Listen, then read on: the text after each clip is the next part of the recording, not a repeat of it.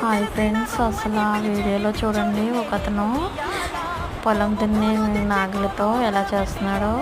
కోటి కోసం కోటి విద్యలు అంటారు, కోటి కోసం కోటి విద్యలు అంటారు కదా, అలానే ఇలా చేస్తున్నారు ఫ్రెండ్స్. ఒకసారి చూడండి, అసలు కన్నీళ్ళు ఆగట్లేదు. వీడియో చూస్తుంటే చాలా పాపం ఇబ్బంది పడుతున్నారు. ఎక్కడి నుంచో వచ్చారంట ఫ్రెండ్స్.